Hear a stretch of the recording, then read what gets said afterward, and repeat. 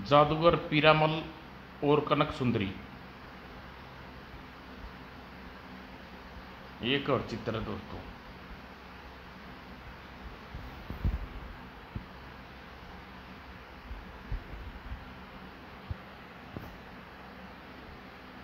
चीनापुर गांव में हरिदत्त और शिवदत्त नाम के दो भाई रहते थे। बड़ा भाई हरिदत्त गंभीर प्रवृत्ति का था। इससे विपरीत छोटा भाई शिवदत्त स्वभाव खिल डंडा व शरारती प्रवृत्ति का था। अपनी भाभी फूलवती के साथ वह नित्य नई शरारत करता रहता। एक दिन रात्रि में जब हरिदत्त अपने काम से दूसरे गांव गया था, दस्तक की आवाज़ सुनकर फूलवती की आंखें खुल गई। इतनी रात गए द्वार पर कौन हो दस्तक दे रहा है? शिवदत्त तो बाहर चबूतरे पर सोया हुआ है। कहीं शिवदत्त बड़े भैया तो नहीं आ गए? उन्हें तो कहकर गए थे कि वीरानापुर वापस लौटने में 4 दिन लग जाएंगे। फिर बाहर कौन दस्तक दे रहा है? फूलवती सोच में पड़ गई। द्वार पर पुनः दस्तक हुई। उसने सोचा, दरबार खोल कर देखूं तो सही, आखिर कौन है? उसने उठकर दरवाज़ा खोला। कौन हो तुम? मैं हूँ हनुमान बजरंगबली। हनुमान जी? हाँ फूलवती, मैं साक्षात हनुमान हूँ। यह सुनकर फूलवती हनुमान के पैरों में गिर पड़ी। हनुमान, आज जी आपके दर्शन पाकर मेरा जीवन सफल हो गया। नादान फूलवती, मैं तेरे जीवन सफल करने नहीं बल्कि तुझे सही राह दिखाने आया हूँ। तू इन दिनों बहुत गलत राह पर चल रही है। यह आप क्या कह रहे हैं बजरंगबली? मैं सही कह रहा हूँ फूलवती। सुन, तेरा देवर शिवदत्त मेरा परम भक्त है और तू उसे फूटी आंख नहीं देख सकती। ऐसा क्यों? हनुमान जी, शिवदत्त नई नई तरह की शरारतें कर हमेशा मुझे तंग करता रहता है। ऐसी हालत में मैं उसे स्नेह कैसे कर सकती हूँ? फूलवती, यहाँ पर तू गलती कर रही है। जब तू मेरे भगत को इस प्रकार का व्यवहार करेगी तो भला मैं तेरे से खुश कैसे रह सकता हूँ? मैं तुझसे रूठ हूँ फूलवती। कहकर हनुमान जी ने मुंह फुलाकर खड़े हो गए। यह देख फूलवती घबराई। बजरंगबली, आप मुझसे नाराज न हों, आप जो कहेंगे वही करूँगी। तू सच कह रही है फूलवती? हाँ हनुमान जी, मैं बिल्कुल सच कह रही हूँ। तो सुन फूलवती, मैं तुमसे एक तरह से खुश हो सकता हूँ यदि 5 शेर बूंदी के लड्डू का भोग लगाएगी। हनुमान जी, इतनी रात गए मैं 5 शेर बूंदी के लड्डू कहाँ से लाऊं? यह बात तो तुम्हारी ठीक है फूलवती। इसलिए कल रात इसी समय पुनः आएंगे और 5 शेर लड्डू खाएंगे। कल रात्रि होने तक तुम 5 शेर लड्डुओं का इंतजाम कर लेना। ठीक है हनुमान जी। अब तुम मुड़कर झोपड़ी में अंदर चली जाओ। जो आज्ञा हनुमान जी।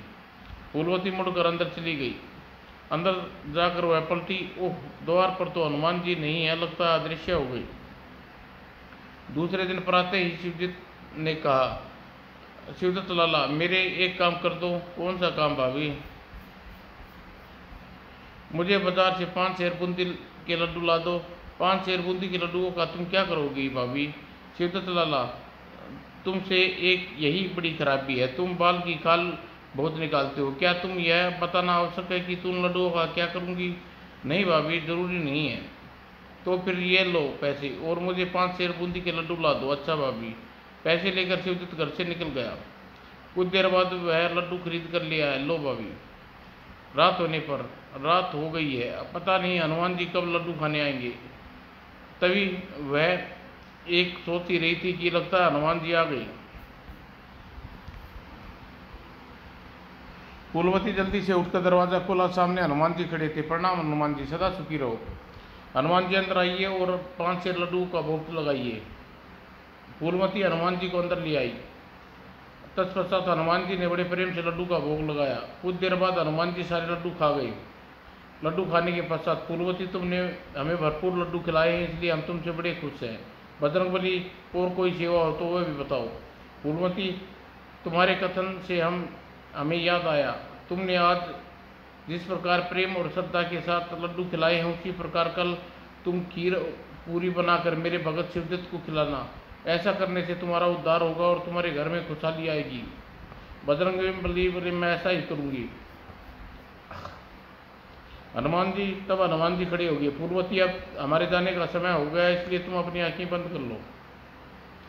फूलवती ने तुरंत हनुमान का आदेश का पालन किया और आंखें बंद कर ली। कुछ देर बाद आंखें खोली, हनुमान जी चले गए। दूसरे दिन फूलवती ने अंधेरे से उठी और चूल्हे पर खीर पूरी बनाई। तत्पश्चात वह झोपड़ी से बाहर शिवदत्त के पास पहुंची। लाला उठो, मैंने तुम्हारे लिए खाने के लिए खीर पूरी बनाई है।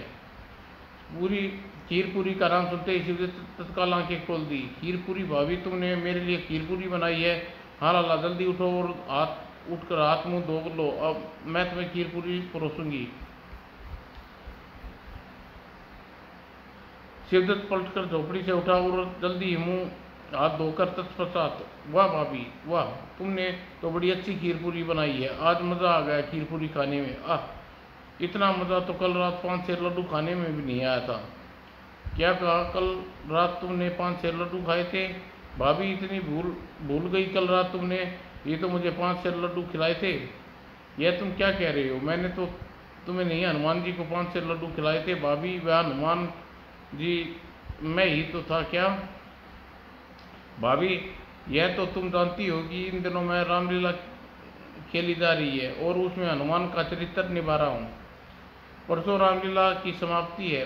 राम जी हनुमान जी के वेश में घर चला आया, तब तुम्हें सताने की मुझे नई शरारत सूझी। मैंने इस तहत हनुमान जी बनकर तुम्हारे सामने आया। खैर भाभी, कुछ भी कहो, तुम हो बहुत अच्छी। कल रात तुमने मुझे लड्डू खिलाए और आज खीर पूरी। भगवान तुम जैसी भाभी सबको दे। शिवदत्त, मुझे नहीं मालूम था यह तुम्हारी चाल है, वरना मैं लड्डू और खीर पूरी पत्थर खिलाती। आने दो तुम्हारे भैया को, कब तुम्हारी शिकायत करूंगी। भाभी, भैया इसमें क्या करेंगे? भाभी तुम निपट अनाड़ी हो। अगर तुम्हारे अनाड़ीपन में थोड़ा फायदा उठा लेता तो इसमें भैया का क्या जाता है? शिवादत्त, तुम मुझे अनाड़ी कहा? ठहर, मैं भी तो बताती हूँ, भाग लूँ, वरना भाभी पकड़ लिया तो बहुत बुरी गत बनाएगी। यह सोचकर वह बाहर की ओर भाग लिया। ठहर जा, भागकर कहाँ जाता है? भाभी, बला से दूर भागना अच्छा है, कहकर शिवदत्त दौड़ लगाई और घर से बाहर निकल गया।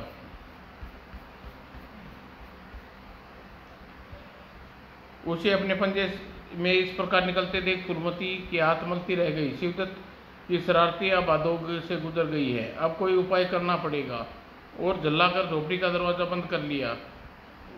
उसी दिन दोपहर को घर का कामकाज निपटाकर गहरी नींद सोई थी। ठक ठक ठक दस्तक की आवाज़ सुनकर आंख खुली। लगता है शिवदत्त गांव भर का चक्कर लगाकर वापस लौट आया। शिवदत्त ने नाक में दम कर रखा है और दोपहरी में भी आराम करने नहीं देता। भुनभुनाती हुई फूलवती ने दरवाज़ा खोला। शिवदत्त लाला, दरवाज़ा तो ऐसे भिड़ा रहे थे जैसे तुम्हें अकालपुरी की राजकुमारी कनक सुंदरी को ब्याह कर उसका डोला लिए द्वार पर खड़े हो। भाभी, इस प्रकार ताना न मारो। अलगपुर की राजकुमारी कोई परी नहीं है जो उससे बयान नहीं किया जा सके। फूलमती की बात सुनकर शिवदत्त बुरी तरह तिलमिला उठा। यदि ऐसी बात है तो तुम जब जानो जब कनक सुंदरी से सचमुच ब्याह कर ले आओ। शिवदत्त ने फूलमती की बात लग गई। ठीक है भाभी, अब मैं घर में जब ही पाँव रखूँगा जब अलकापुरी की राजकुमारी कनक सुंदरी से ब्याह कर लाऊंगा। यह मुंह और मसूर की दाल, भला राजकुमारी कनक सुंदरी तुम्हारे साथ क्यों ब्याह करेगी? भाभी, अगर कनक सुंदरी का ब्याह कर लाया तो क्या मैं अपनी हार मान लूँगी? ठीक है भाभी, कहकर शिवदत्त उल्टे कदम वापस लौट पड़ा। यह देखकर काश शिवदत्त को मेरे यह ताना देकर मैंने ठीक किया। क्या शिवदत्त को ऐसा ताना देकर मैंने ठीक किया? शिवदत्त के भैया जब दूसरे गांव से वापस लौटेंगे तो उन्हें क्या जवाब दूंगी? यह सोचकर फूलमती परेशान हो उठी। चलते चलते शिवदत्त को शांत दले वन में जा पहुंचा। प्यास के हमारे गला सूख रहा है, यहाँ पानी मिलेगा या नहीं? प्यास से व्याकुल होकर शिवदत्त खड़ा होकर चारों ओर देखने लगा। तभी उसकी दृष्टि एक दिशा में उठी। ओह, दूर झोपड़ी के पीछे घर नजर आ रहा है, शायद मुझे उस घर में पानी पीने को मिल जाए। पानी की खोज में शिवदत्त घर की ओर चल पड़ा। कुछ देर बाद वह उस मकान के बाहर था। माँ, मैं बहुत प्यासा हूँ, पानी पीने के लिए थोड़ा पानी मिलेगा? थोड़ा सा पानी क्यों बेटा, खूब पानी जी भरकर पियो। तुम यहीं रहो, माँ अंदर से तुम्हारे लिए पानी लाती हूँ। अच्छा माँ। शिवदत्त मकान की सीढ़ियों पर बैठ गया। बुढ़िया पानी लेने अंदर चली गई। थोड़ी देर बाद बुढ़िया लोटे में पानी लेकर लौटी। लो बेटा, पानी पीकर प्यास बुझाओ। तत्पश्चात गट गट गट गट गट बुढ़िया का पानी का लोटा लिया और पानी पीकर थोड़ी सी राहत मिली। तब बुढ़िया ने उससे पूछा, इस बियाबान जंगल में तू क्या कर रहा है? माँ, मैं बड़ा भागा हूँ। मेरी भाभी ने मुझे राजकुमारी कनक सुंदरी के ब्याह लाने का ताना दिया है। मैं कनक सुंदरी के ब्याहने के लिए अलकापुरी जा रहा हूँ। अरे बेटा, तू बड़ा बावला है। देवर भाभी में मजाक चलता रहता है। तूने अपनी भाभी के ताने का बुरा नहीं मानना चाहिए था। और फिर राजकुमारी कनक सुंदरी से ब्याह करना कठिन है ही नहीं, असंभव है। मेरी बात मान, तू अभी घर वापस लौट जा। नहीं माँ, मैं घर वापस नहीं जाऊंगा। मेरा निश्चय अटल है। मैं राजकुमारी कनक सुंदरी के साथ ही घर लौटूंगा, अन्यथा वापस नहीं जाऊंगा। ओह, तू तो बड़ा जिद्दी है बेटा। लेकिन तेरा दृढ़ निश्चय देखकर मुझे खुशी हुई, इसलिए मैं तेरी सहायता अवश्य करूंगी। आप मेरी सहायता करेंगी माँ? सुन बेटा, पीरामल नाम का एक मेरा बेटा है। वह अंदर सोया हुआ है। वह बहुत बड़ा जादूगर है। तुम बता सकते हैं कि वह तेरा विवाह कनक सुंदरी से किस प्रकार होगा? सच माँ? हाँ बेटा, लेकिन पीरामल तुझे यह सब तब बताएगा जब तू चौपट के खेल में उसे हरा देगा। यदि तू चौपट के खेल में न हरा सका तो तेरी किसी प्रकार सहायता नहीं करेगा। ओह, उसने चौंकते हुए देख। क्या बात है बेटा, मेरी बात सुनकर तू चौंक क्यों गई? माँ, यह मैं चौपट खेलना ही नहीं जानता, फिर उसे आपके पुत्र को चौपट में हराऊं कैसे सकता हूँ? सुनकर बुढ़िया ने ठंडी सांस खींचते हुए कहा, तब तो बेटा परिमल तुम्हारी कोई सहायता नहीं कर पाएगा। सुनकर शिवदत्त नाराज हो गया। उसने बुढ़िया से कहा, माँ, मेरा भाग्य ही खराब है, इसलिए मुझे आज्ञा दो। मैं खुद कनक सुंदरी के पास पहुँचने की कोशिश करके देखूंगा। भगवान इस कार्य में सफलता प्रदान करे बेटा। बुढ़िया के आशीर्वाद लेकर वह आगे बढ़ गया। कुछ देर चला, रात गिराई। लगता है आज रात मुझे इसी बियाबान जंगल में काटनी पड़ेगी। यह सोच वह एक पेड़ के नीचे बैठ गया। अभी कुछ ही देर हुए थे कि एक आवाज गूंजी, राही तुम कौन हो? यह सुन वह चौंका। यह किसकी आवाज़ थी? वह हक्का बक्का से चारों ओर देखने लगा। तभी, आप कौन हैं? मैंने ही तुमसे पूछा था, तुम कौन हो? मैं इस वन का देवता हूँ। इस वन में आने वाले के दुख का ख्याल रखना मेरा कर्तव्य है। तुम अपना परिचय दो। वन देवता, मेरा नाम शिवदत्त है और मैं राजकुमारी कनक सुंदरी से ब्याह करने के इरादे से घर से निकला हूँ। शिवदत्त, कनक सुंदरी तो ब्याह करना तो बड़ा असंभव है। तू घर वापस लौट जा। वन देवता, कुछ भी हो, अब बिना कनक सुंदरी के लिए मैं घर वापस नहीं लौटूंगा। यह असंभव है। अगर ऐसी बात है तो शिवदत्त सुन, एक ही आदमी तेरे मनोरथ सिद्ध कर सकता है। वह आदमी कौन है वन देवता? शिवदत्त इस जंगल में बने घर के बाहर एक बुढ़िया बैठी मिली होगी। हाँ वन देवता, मिली तो थी।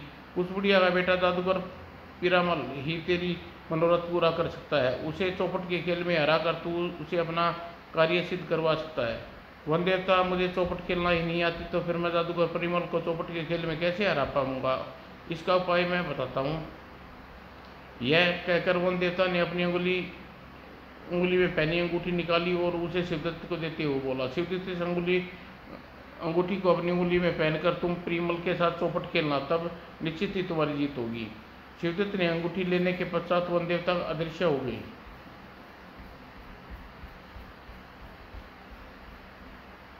और तत्पश्चात शिवदत्त ने सोचा, इस समय तो जादूगर परिमल के पास जाना ठीक नहीं होगा। सुबह होने पर मैं परिमल के मिलूंगा, उससे चौपट खेलने को कहूँगा। यह सोचकर शिवदत्त पेड़ के नीचे लेट गया। न जाने कब उसकी आँख खुली लग गई और सुबह होने पर अब मुझे जादूगर परिमल के पास चलना चाहिए। शिवदत्त उठा और परिमल के घर की ओर चल दिया। कुछ देर बाद वह उस घर के बाहर था। माँ, तुम्हारे बेटे परिमल के साथ चौपट खेलने आया हूँ, तो आओ मेरे साथ। जादू बुढ़िया उसे लेकर परिमल के पास पहुंची, उसे सारी बात बताई। तो तुम मेरे साथ चौपट खेलना चाहते हो? हाँ। सुनकर परिमल ने झटपट चौपट बिछाई। अब मेरे सामने बैठकर अपनी चाल चलनी शुरू करो। कुछ देर बाद दोनों ध्यानमग्न होकर चौपट खेलने में जुट गए। वन देवता की दी अंगूठी के कारण शिवदत्त बहुत अच्छे चाले चल रहा था। शिवदत्त, तुम चौपट में बहुत अच्छे खिलाड़ी हो। इसे क्या पता यह सब वन देवता की दी अंगूठी का करिश्मा है।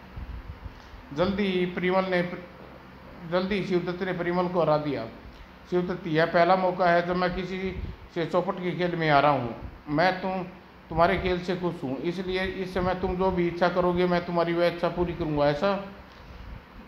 मैं ठीक कह रहा हूँ, तुम्हारी क्या इच्छा है? जादूगर परिमल, मैं अलकापुरी की राजकुमारी कनक सुंदरी से विवाह करना चाहता हूँ। मैं अभी तुम्हें अपने जादू के गोले में देखकर बताता हूँ तुम्हारा विवाह अलका सुंदरी की राजकुमारी कनक सुंदरी के साथ हो सकेगा या नहीं।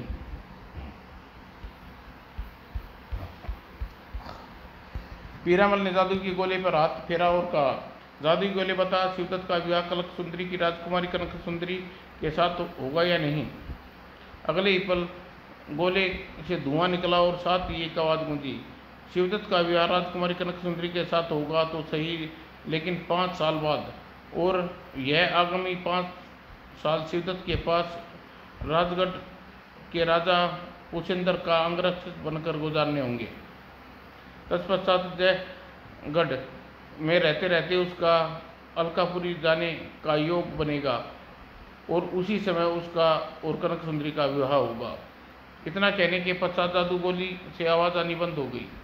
तब परिमल ने शिवदत्त को एक तलवार देते हुए कहा, शिवदत्त, यह जादुई तलवार है। इस तलवार से तुम किसी भी पर वार करोगे वह तत्काल मर जाएगा। धन्यवाद जादूगर परिमल।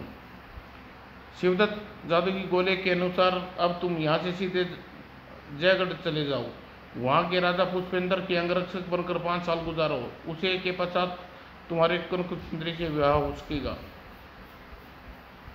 शिवदत्त जैसे ही वन से जाने को उत्पन्न हुआ, अरे शिवदत्त, मैं तुमसे एक बात तो पूछना ही भूल गया। जब तुम मेरी जरूरत पड़े तो जादुई तलवार को 3 बार हवा में घुमाना और तुरंत ही तुम्हारे सामने उपस्थित हो जाऊंगा। मैं इस बात का ध्यान रखूंगा जादूगर परिमल। और शिवदत्त जादूगर परिमल से विदा लेकर जयगढ़ की ओर चल दिया। जब शिवदत्त का बड़ा भाई हरिदत्त गांव में पहुंचा, वापस लौटा फूलमती, शिवदत्त दिखाई नहीं दे रहा, कहाँ है वह? स्वामी, वह घर छोड़कर चला गया। यह तुम क्या कह रही हो? मैं ठीक कह रही हूँ स्वामी। फूलमती ने शिवदत्त को घर छोड़कर जाने की घटना से विस्तार बता दी। सारी बात जानकर फूलमती, शिवदत्त मेरा भाई था, तुम्हारे ताने कसने के कारण वह घर छोड़कर चला गया। इसके लिए मैं तुम्हें जीवन भर माफ़ नहीं करूँगा। स्वामी, उस समय मैं क्रोध में, मुझे बहुत बड़ी गलती हो गई, मुझे माफ़ कर दो। रोती हुई फूलमती हरिदत्त के पैरों में गिर गई। दूसरी ओर शिवदत्त बियाबान जंगल में गुजर रहा था। बचाओ बचाओ, आवाज़ सुनकर वह चौंका। लगता है कोई संकट में है, मुझे उसकी सहायता करनी चाहिए।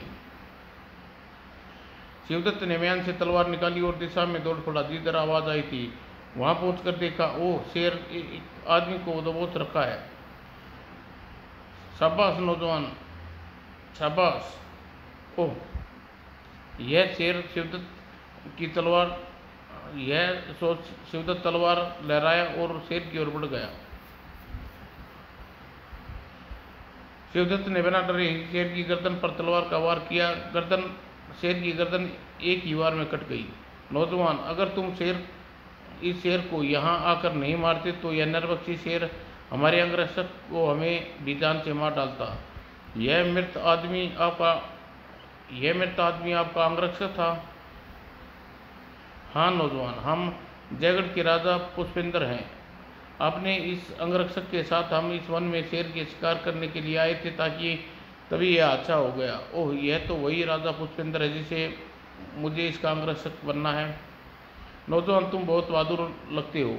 यदि तुम चाहो तो तुम हमारा अंगरक्षक नियुक्त कर सकते हैं। मुझे आपका अंगरक्षक बनना मंजूर है महाराज।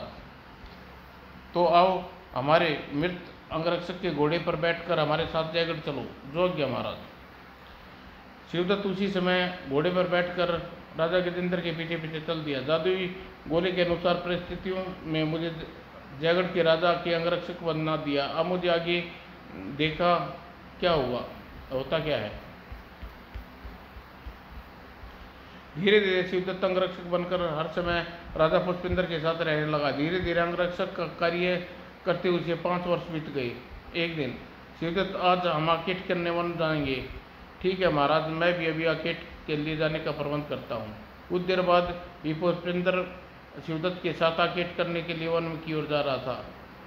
वन में पहुंचकर सामने जंगली शेर, जंगली जानवरों का आकेट किया। जब वह एक हिरण का पीछा कर रहा था तो उसका घोड़ा, एक 10 वर्षीय बालक, उसके घोड़े के सामने आके गुजरा। पल भर में ही वह बालक घोड़े सहित वहां से दूर चला गया। तभी, ओ यह क्या, मुझे दिखाई देना बंद हो क्यों हो गया? महाराज, यह आप क्या कह रही हैं? शिवदत्त, लगता है वर्षों पहले राजज्योतिषी ने भविष्यवाणी की थी, आज सच हो गई। कैसी भविष्यवाणी महाराज? शिवदत्त, आज से 11 वर्ष पहले हमारी रानी ललिता जब गर्भवती थी तो हमने राजज्योतिषी को बुलाया। उनसे कहा, राजज्योतिषी जी, हमारी रानी ललिता के गर्भ में संतान है, उसका भविष्य कैसा होगा? यह सुनकर राजज्योतिषी ने गणना की। तत्पश्चात राजन, रानी ललिता के गर्भ से जो पुत्र उत्पन्न होगा उसका भविष्य बहुत अच्छा होगा। बड़ा होकर वह बहुत ही अच्छा राजा सिद्ध होगा।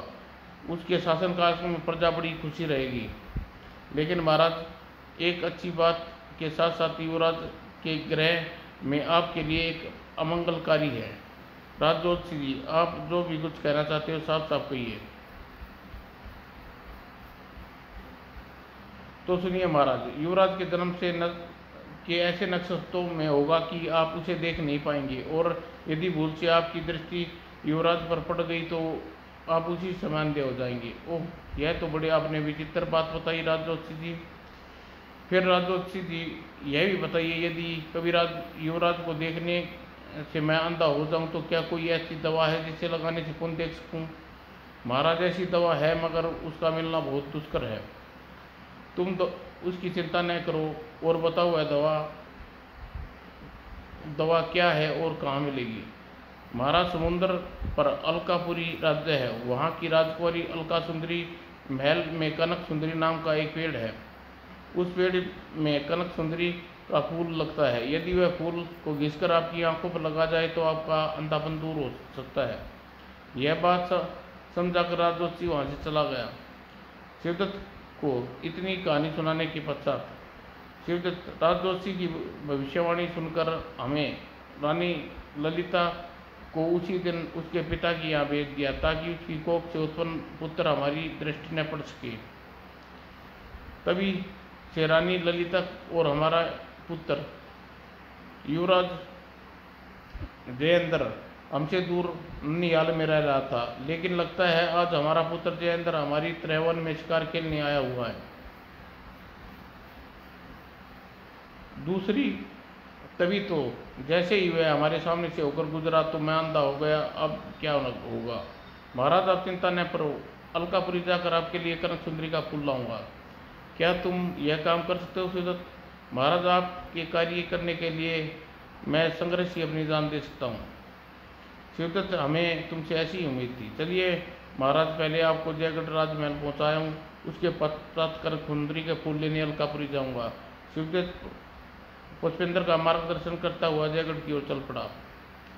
जयगढ़ में पहुंचकर, महाराज, अब मुझे आज्ञा दीजिए, मैं आज ही अलकापुरी के लिए प्रस्थान करता हूँ। जाओ शिवदत्त, हमारी शुभकामना तुम्हारे साथ है। और पुष्पेंद्र का आदेश पर शिवदत्त वहाँ से चला पड़ा। राज्य से बाहर पहुँचकर मुझे हवा में 3 बार जादुई तलवार को लहराकर पीरामल को बुलाना चाहिए।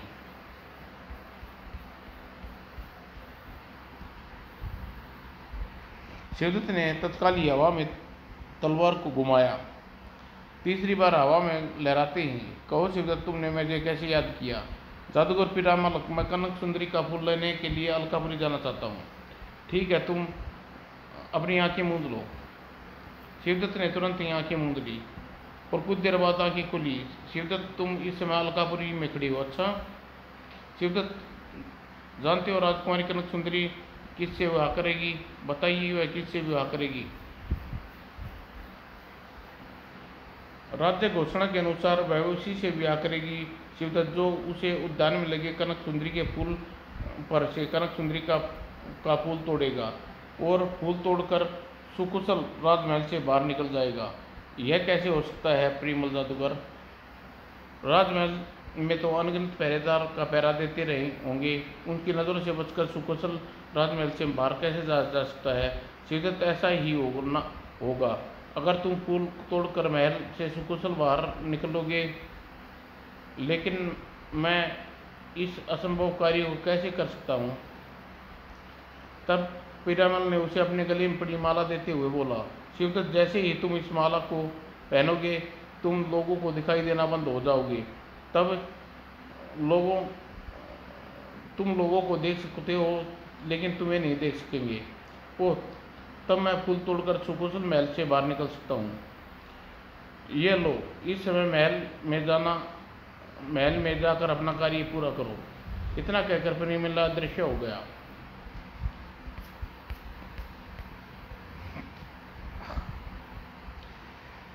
अब मुझे महल में कनक सुंदरी के महल में और चलना चाहिए। वह लोगों से पूछता हुआ कनक सुंदरी के महल की ओर चल दिया। महल के बाहर पहुंचकर अब मुझे पीरामल की दी हुई जादुई माला पहन लेनी चाहिए। शिवदत्त ने माला पहन ली और धड़कते दिल से द्वार की ओर बढ़ गया। वह पहरेदारों के बीच से होकर महल में लेकिन किसी ने उसे टोका नहीं। यह देखकर उसने सोचा, पहरेदारों ने तो मेरी ओर नज़र भी नहीं उठाकर देखा, इसका मतलब मैं सचमुच किसी को दिखाई नहीं दे रहा हूँ। फिर शिवदत्त बेरोक महल में चला गया। किसी ने उसे नहीं रोका।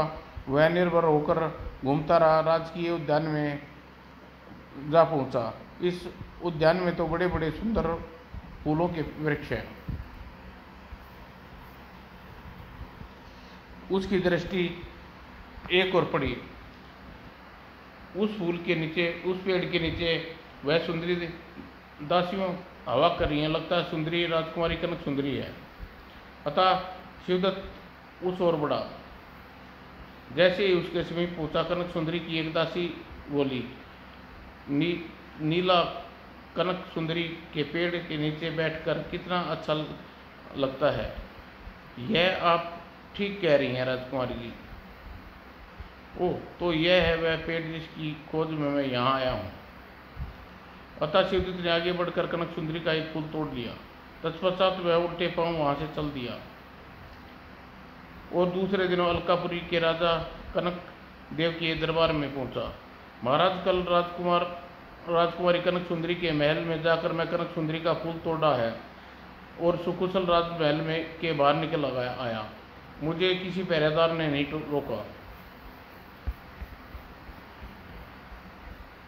इसलिए आप राजकुमारी कनक सुंदरी का मेरे साथ विवाह कर दीजिए। हम कैसे माने तुमने कथन सत्य है?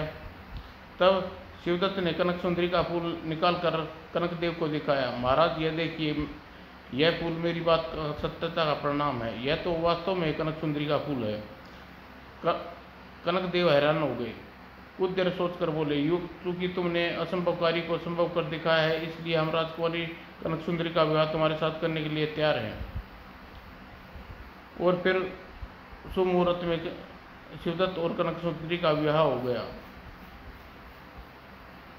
तत्पश्चात कनक सुंदरी का फूल और राजकुमारी कनक सुंदरी को साथ लेकर जयगढ़ पहुंचा। महाराज, मैं कनक सुंदरी का फूल ले आया हूँ। जैसे ही राजा पुष्पेंद्र ने कनक सुंदरी के फूल का रस आंखों में लगाया, वह देखने लगा। ओह, मेरी आंख ठीक हो गई। तब शिवदत्त ने उससे कहा, महाराज, अब मैं आज्ञा दीजिए, मैं अपने गांव जाना चाहता हूँ।